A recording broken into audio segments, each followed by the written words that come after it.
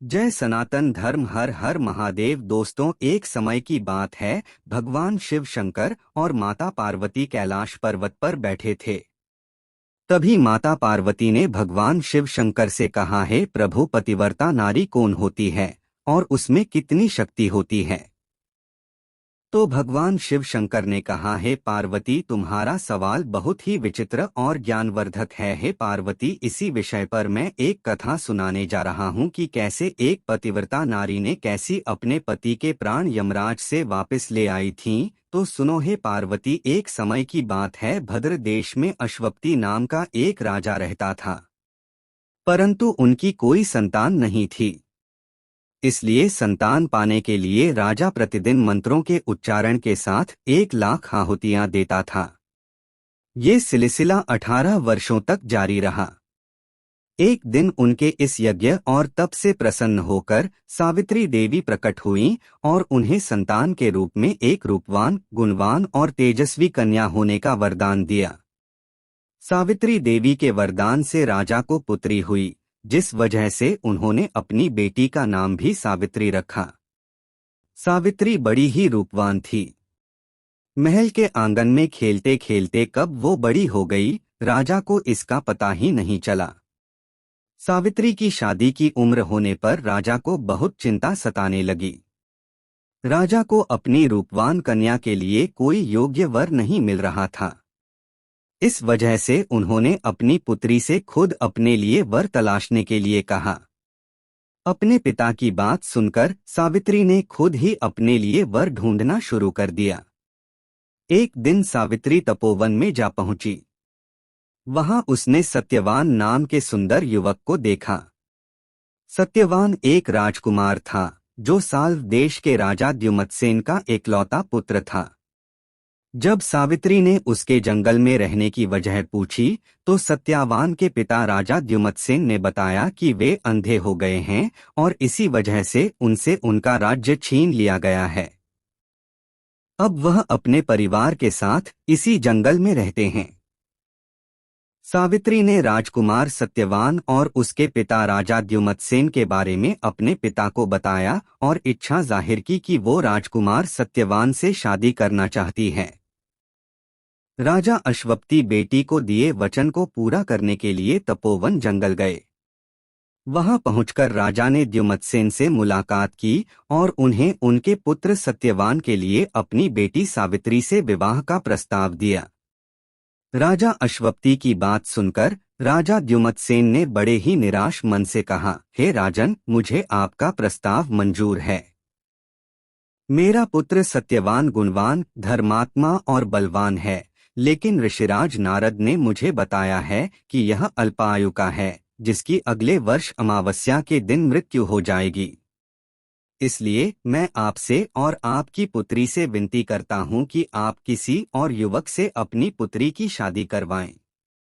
राजा द्युमत्सेन की यह बात सुनकर राजा अश्वपति और उनकी बेटी सावित्री काफी निराश हुए, लेकिन सावित्री ने कहा कि एक आर्य समाज की स्त्री होने के नाते वो अपने मन में सिर्फ एक ही युवक को पति के रूप में देख सकती हैं। राजकुमार सत्यवान के अलावा अब वो किसी अन्य युवक से विवाह नहीं कर सकती हैं। सावित्री की जिद के सामने राजा अश्वपति और राजा द्युमत्सेन को झुकना पड़ा। अगले ही दिन राजकुमारी सावित्री और राजकुमार सत्यवान का विवाह बड़े ही धूमधाम से कर दिया गया। सावित्री रूपवान तो थी, लेकिन वह सर्वगुण संपन्न भी थी। ससुराल पहुंचते ही वो तनमन से अपनी पति सत्यवान और सास ससुर की सेवा करने लगी। देखते ही देखते 1 वर्ष निकल गया और सत्यवान की मृत्यु का दिन करीब आ गया। जैसे जैसे दिन कट रहे थे, सावित्री का मन उदास रहने लगा। उन्होंने नारद से पूछा कि क्या वो अपने पति की उम्र को बढ़ा नहीं सकती हैं, तो इस पर नारद ने उन्हें अमावस्या के 3 दिन पहले देवी सावित्री का उपवास करने और वट के पेड़ की पूजा करने का निर्देश दिया। नारद के बताए अनुसार सावित्री ने सत्यवान की मृत्यु वाले दिन यानी अमावस्या से 3 दिन पहले देवी सावित्री के नाम का उपवास किया और वट के पेड़ की पूजा की। साथ ही अपने पितरों का पूजन भी किया। देखते देखते ये 3 दिन भी निकल गए और अमावस्या यानी सत्यवान की मृत्यु का दिन आ गया। हर रोज की तरह अमावस्या के दिन भी सत्यवान जंगल में लकड़ी काटने गया और सावित्री भी उसके साथ गई। लकड़ी काटते समय सत्यवान ने सावित्री को बताया कि अचानक उनके सिर में तेज दर्द हो रहा है। सत्यवान की यह बात सुनते ही सावित्री समझ गई, यही उसके पति के जीवन के आखिरी पल हैं। वो जमीन पर एक वट के पेड़ के नीचे बैठ गई और सत्यवान का सिर अपने गोद में रखकर सहलाने लगी।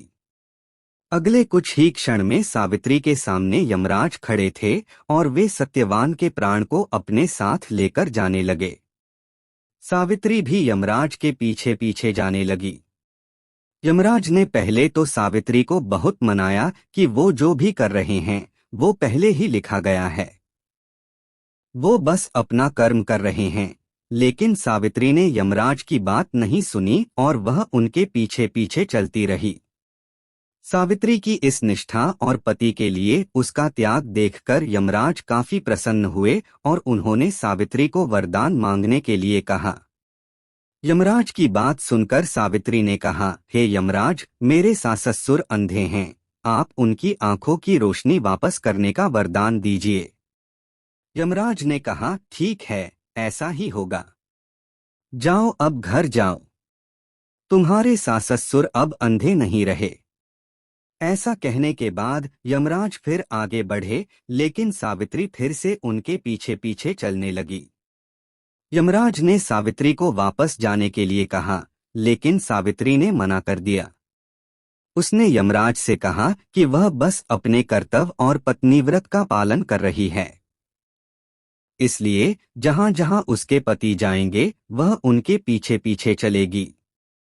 सावित्री की इस बात को सुनकर यमराज फिर से काफी प्रभावित हुए। उन्होंने सावित्री को एक और वरदान मांगने के लिए कहा।